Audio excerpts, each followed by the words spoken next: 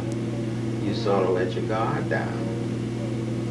And I think that's what has happened to BWMT, NABWMT, and a lot of other organizations. They get to a certain point and they accomplish certain goals that they set for themselves, and then they sort of relax. And when you're in a struggle like this, it's no relaxation. You just can't relax, and you give in. They give in to a lot of people out there that are really not what they cracked up to be. I'm not sure I know what you mean. You think that some people have come into the organization who aren't as committed, or? Right. There's a lot of people that come into organizations that are not committed to really the statement of purpose the way they should be. And by that, I mean to advance it on for the next younger person that come into it. They sort of, get their glory and they move on, which is not the way our struggles, to me, should progress or should happen. How do you, do you think that there's a problem with racism within the organization? Oh, definitely. And and there'll always be problems with racism in Iran. You got two different types of racism. You got racism, you got anti-racism. You can have racism within each group. I mean, and then they distribute it out amongst themselves and others. I mean, to me, racism is something that the average person really not aware of. They think racism is just the matter of whites pitting whites against blacks and blacks against whites, when there's racism between the blacks and whites and whites. And just a general purpose racism, it's fancy, like if someone would come up to you and say, oh, did you know that so-and-so is not doing his job or something like that. To me, that's a certain amount of racism in that. Like, if he's not, why don't you go tell him that? I mean, don't spread it all over the city and all over the county. You think people in this organization are less willing to face issues like that than they used to? Yeah. And it has a lot of it. Oh yes, I think no one wants to admit that they are racist. No one wants to admit that they're not, that they are racist, and because we put ourselves in sort of a fishbowl, and it's just like if you have a relationship with an interracial relationship, you don't want to rock the boat to a certain extent, you say, that so to speak, and in the meantime, you skimming over things that should be brought out to the front and discussed and talked about. I mean, that happens in a lot of relationships, and it also brings it over into groups like this, because you have friends, and say, if I do this and really admit something like this, I'm going to lose them as a friend. Mm-hmm. And to me, that's not true. If they're a personal friend of yours, you're not going to lose them. You might have a discussion with them over certain issues like that, and then if you lose them, so be it, to me, because you being upfront with them. I mean, and that's the way it should be within a relationship. Do you feel that in your experience, both either in your local chapter or in the national, that you've been able to be upfront with people and deal with issues of race? Well, I feel that I have. Uh-huh. Because I mean, but there have been times I didn't. But as I grow in age, I feel that I don't have anything to lose. Because, but beforehand, there was some time that I did hold back and didn't say and didn't step in when I should have, when there was things going on. And that was due to the fact that, I had acquaintances that I didn't want to, what you might say, hurt their feelings, make them feel bad, or didn't want them maybe lose them. This is kind of a related question, but how is being a black man affected your experience in this organization, you feel? Well, how has it affected my experience? Well, do you think your experience is different in this organization by virtue of being a black man as opposed to being white? Well, I never, I try not to look at color as a barrier or as an opening for anything. I try to look at merits of things, for the person being able to merit, or for the person being able to, be able, experienced enough, well spoken enough to do certain things instead of looking at it as from a color standpoint.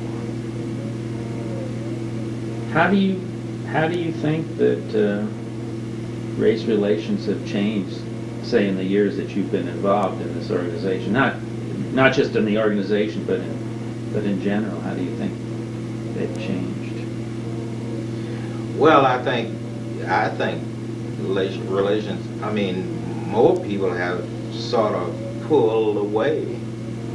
I mean, I think people are pulling away more and more each day, and not only in this organization, but in the communities as a whole. They sort of getting back into a segregational mood and everything, and it's not only the whites, it's the blacks also. And some of it is due to the fact of jealousy, economics, and jealousy, and some of it is the fact that a lot of people is what they saying looking for their identity. What that is, I don't really know, but that's what a lot of it is. And there's a lot of it is resentment. I mean, a lot of them don't want to admit that, but I think a lot of it is resentment. They resent not being on a level playing field or anything.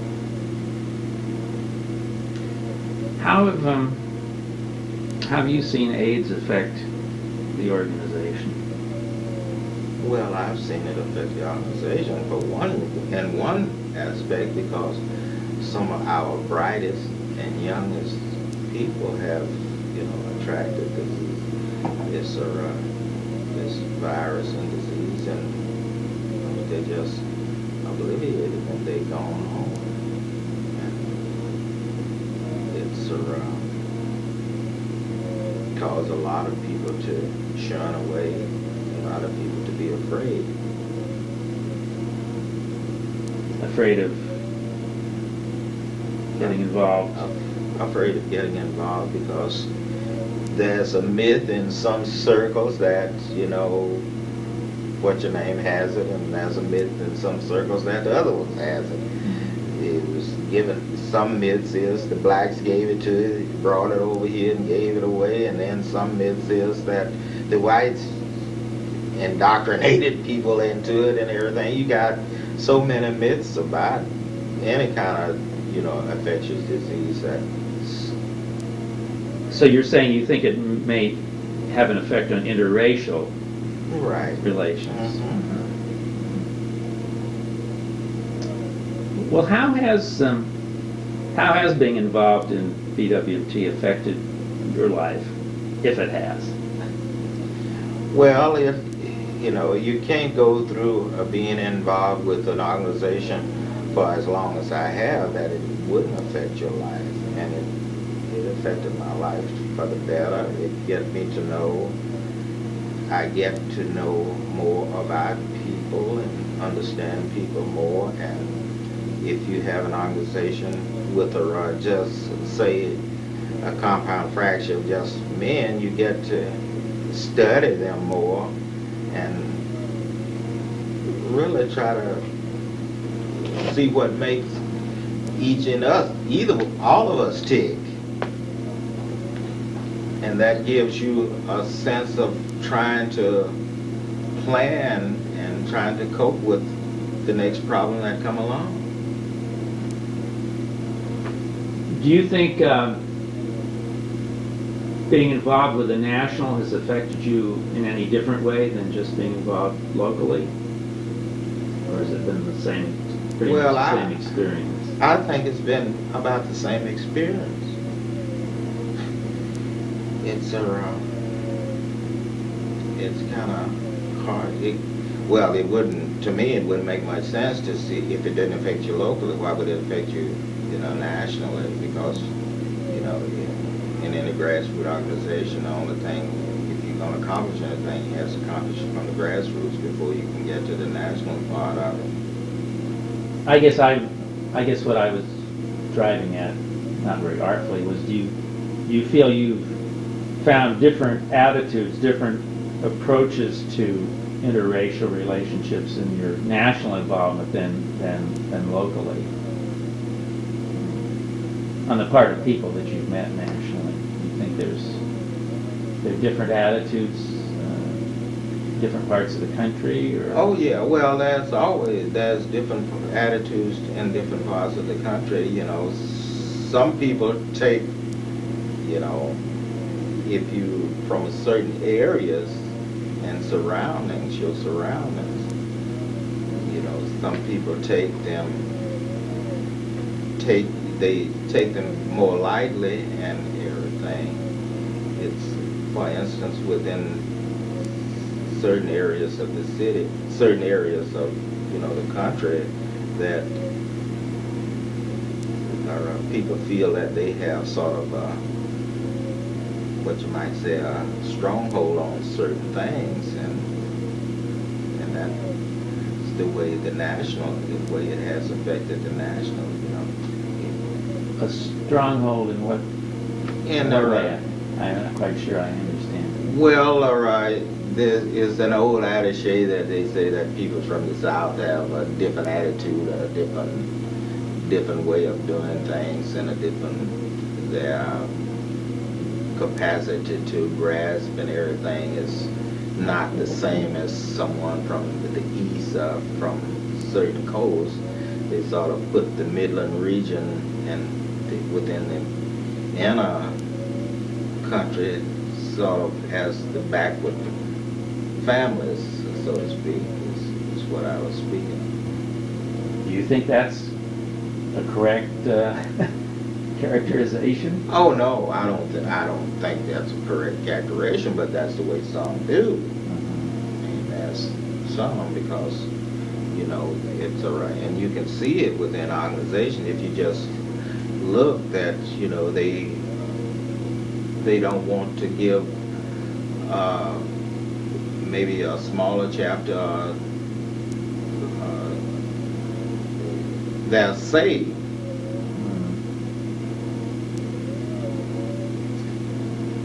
Have you felt at times that your chapter has not been heard here? No, I haven't felt that because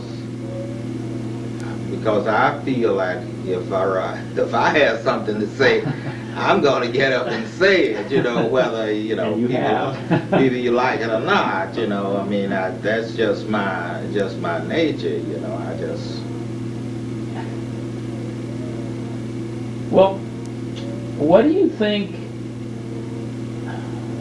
What do you think is the National Association's greatest accomplishment?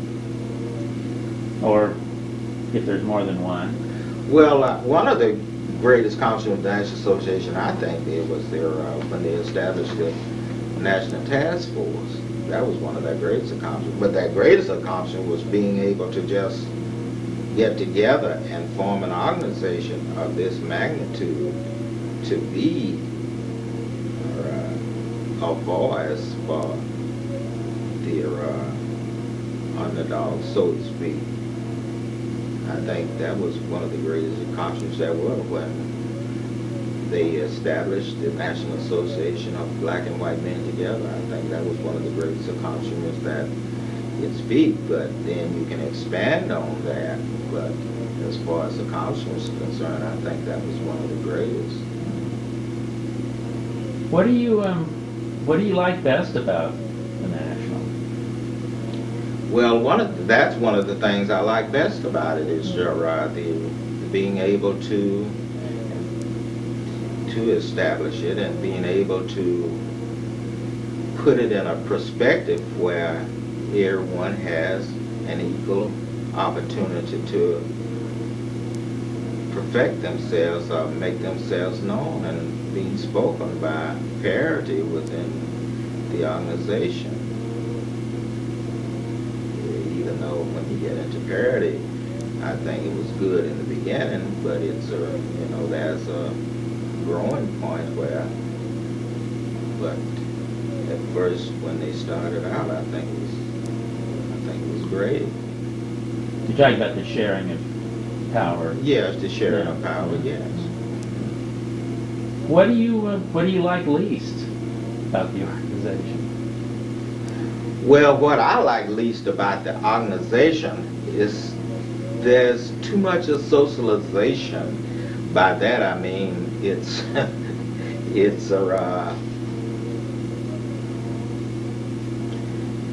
when you come into the convention and everything, about one of the first things you can say you hear is, where are the bars? Where are the where are the activities, so to speak? Where are the bars and what are we going to do for talent night and things like that? When to me they should be saying, where is a community that we can all go to and sort of do something to make ourselves feel a part of the community that we are in and show what we are really about. And I think that really, and I'm not against socialization and everything, but when you put too much stress and too much emphasis on it, then I think that can be harmful. You think that each year we should have some sort of a community involvement or a project of wherever we're holding the convention? Yeah, I think we should. We should have, some kind of project that'll stand out, like maybe going to a boys and girls club, or something that will put an emphasis, put the community on notice that we are here and we are here for a purpose of accomplishments, not just for a real social activity or socialization. Mm-hmm. Well, what's your happiest recollection in the organization? What gave you the most pleasure? Well, most of my happiness is when the time comes that we're gonna all get together and to see happy people and see friends that you haven't seen in years, and hope to see new ones, and everyone living in harmony and happiness. That's one of my happiest moments, and being able to go into a meeting and have a good workshop have good agreements and disagreements, and everyone, come out happy. Do you think that, you think that we don't argue enough? You think we don't have enough disagreements toward growth, let's say, as we used to, or? Well, I do think we don't. And I know in a lot of the meetings that I've attended, everyone just sort of like on an edge. Let's get this over with, I mean, they forget what they come to the convention. I mean, supposed to come to the convention for. I mean, even though you're not just supposed to have an argument for the sake of having an argument, but you don't supposed to rush through. I don't feel that you should rush through things just to say, well, let's get this over with because we have a talent show or something else to go to tonight or something. Well, you ought to come on the board if you want to sit through some long meetings. What's your saddest recollection or moment here? Well, one of my saddest recollections is when I come to a convention and I don't see someone and they say, well, so and so passed, something like that. That's one of my saddest moments. And to make it more sadder is when the chapters are not notified by the national that someone has passed on. Even though I know it's not an easy thing for them to get around to it because a lot of people don't have email and things like that, but it's a sad time when you come to the convention and you say, oh, where's so-and-so and so, especially someone that's been real active or anything like that. They say, oh, so-and-so passed away such and such a time. I mean, and he's gone and there's nothing, you can't even make a phone call or something and tell, stress to them how sad you are or whatever. That's really the saddest. Well, what do you think is the future of this organization? Does it have a future? Well, I'm not, it has a future. It's just a matter of whether the people that lead in the organization will take it to that next level. But there is a great future out there for this organization. And I say that because there's a need. And anywhere there's a need, there's a future. But it's just a matter of leadership, whether we'll be able to explore that future or not. What do you think, though, about what we all notice every year is that the membership is just getting older? I mean, do you think that we're attracting enough new, younger people? And if not, do you have any idea of how we should go about that? Well, I don't know. I mean, I really don't know how various chapters work, but it's not the matter that we are losing members, it's the matter that, that economics plays an important part in certain areas, and it's not that easy for people nowadays just to say, well, I'm going to the convention. But it's left up to chapters to decide,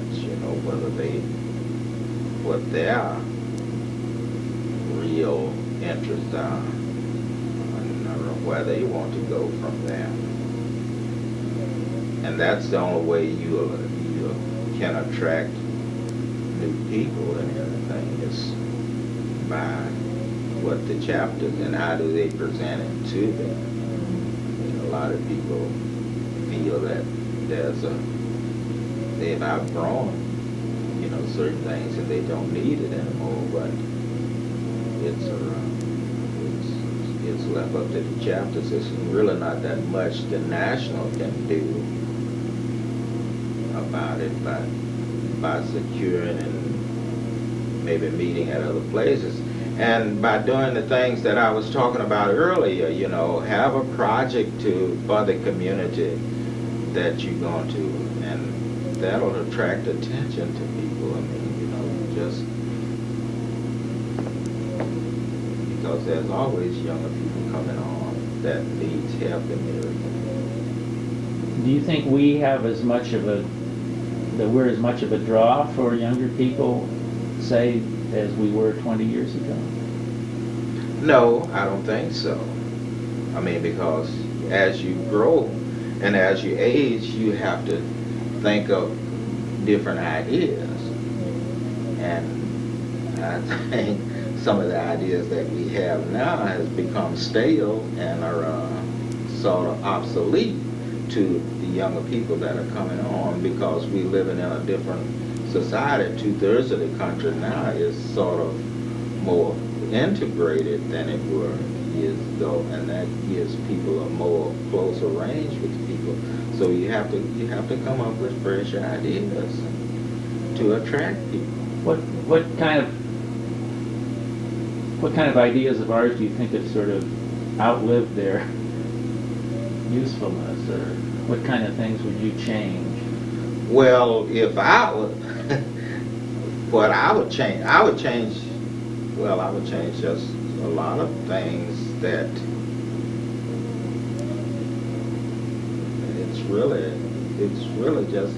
it's hard to say, because on different chapters in different ways, you have to work with different people in different ways, which are that doesn't seem to be the problem, be their agenda of that. They seem to have just one straight line to go. I mean, as they say, there's more than one way to get to the basket, whatever.